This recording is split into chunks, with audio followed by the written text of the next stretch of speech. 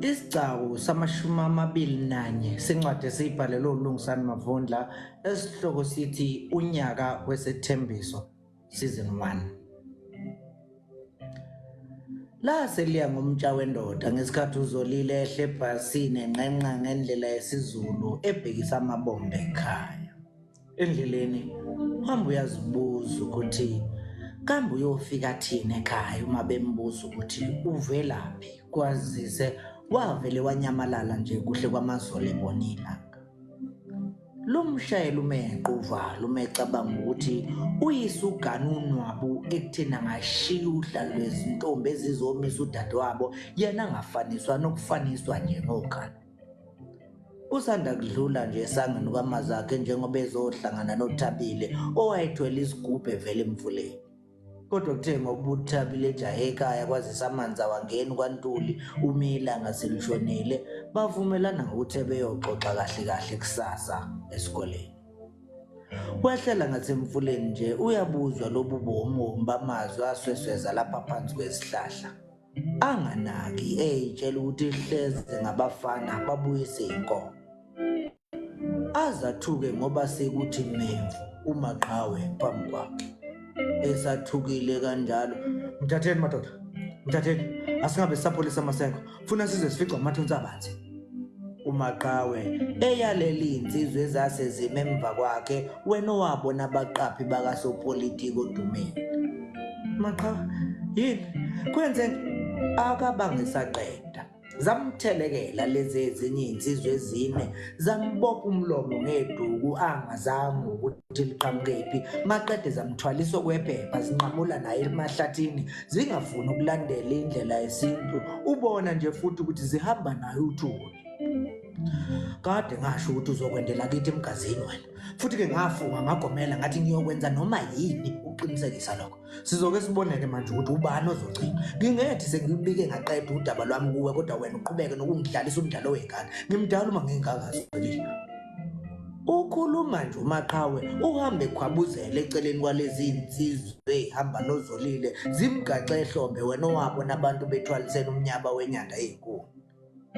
uZolile usabasazama ukukhala memeze kodwa izwi aliphumi, nakho iduku liboshwe laqiniswa kuye emlonyeni kanti nezandla zakhe ziboshwe zahlanganiswa nomzimba, akukho ukunyakaza. Kumcacele nje ukuthi zimthwala ngempela lezi insizwa zasemgazini. Indaba yokuthwalwa kwentombi uZolile akayazi.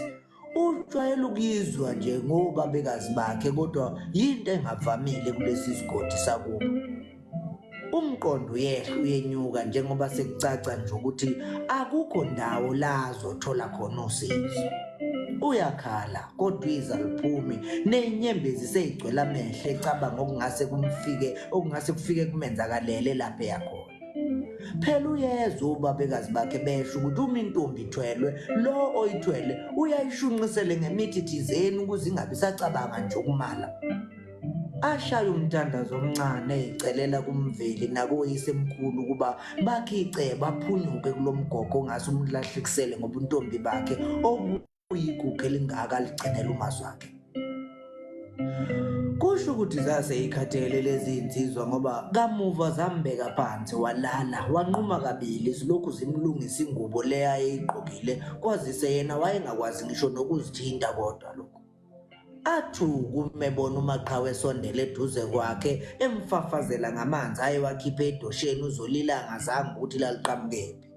uMaqhawe amfafazele ngalamanzi kuze kube ukuthi aphele impela edosheni.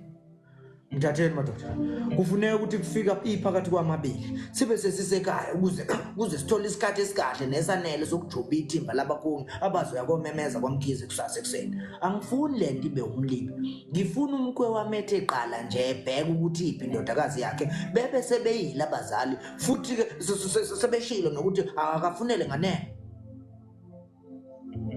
uZolile akazange ukuthi uzumeke walala nene njengoba ephaphame eselawini kwabiyela nje.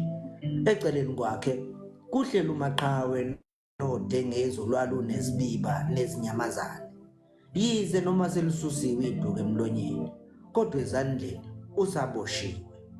uhlele esikhumbeni emseleni kanti kuyabonakala nje ukuthi eminyango akukazi kusantwele ezansi.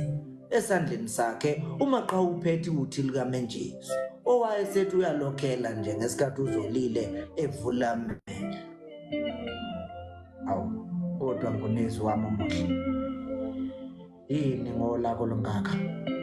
uMaqhawe eshebuyisela uthi likaMentshisi egogogweni lwawo. Yini ungenza isilwane ngingesona? Kungani ufuna ngibonakale njengomuntu oyindlobongela ngibe ngazi ukuthi engikuphethe enhlizweni yami ukwanele ukuthi ungaphila ngakho imihla yakho yonke? Maqhawe, kungani wenza lokho? Uyenzelani lento? Aqaphela ukuthi izwi lakhe seliyisihosho alisaphumi. Kusho ukuthi ukhale kakhulu endleleni eza ngapha. Kungani ungavumeli ukuthi okwamanje izinto azikafike ekutheni ngizihambe ngale ndlela ofuna ngayo? Ubekezele Maqhawe, njengendoda ngethemba lokuthi ukubekezela kwakho kuzokwakhela ukwethemba kimi ekugcineni ngilibone lolu thando okhuluma ngalo.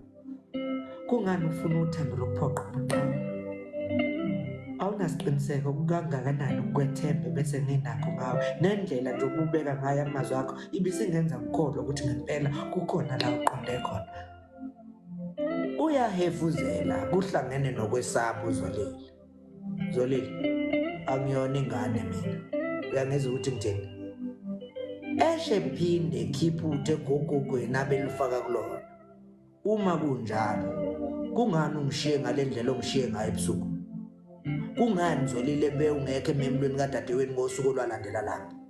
Noma-ke ngabe kuthiwa ngiyilesi sililime esathuna ugwayi buya nembozo, kodwa ngimdala Zolile ukuthi ngehlulwa ukubona uma kukhona sekudidisa kule nto engidingisama kuyakha nawe wena. Okhela uthi likaMentshisi qeda lijikijele odengezini. Kuwumsebenzi wami ukukukhalima ngikukhokhele zingakonakali izinto. Bhema la.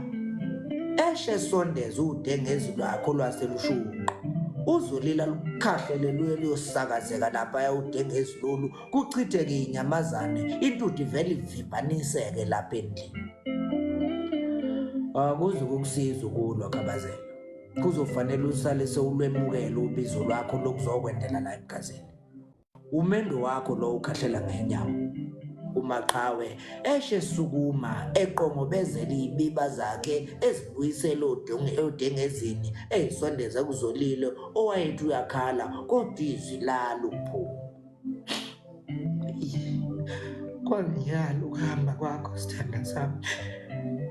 Wawusubona ngenyembezi nje ukuthi uyakhala kodwa izwi do. Wayekhala kabuhlungu ecabanga nenombolo kamakhala ekhukhwini kamazwi akhe eyayisephaketheni lengubo elingemuva. Kufike kuye ukuthi kodwa kuyefana nje, akukho cingo oluseduze angakwazi ukufona kulo azise umazwi akhe ngalomshopho osumvelele.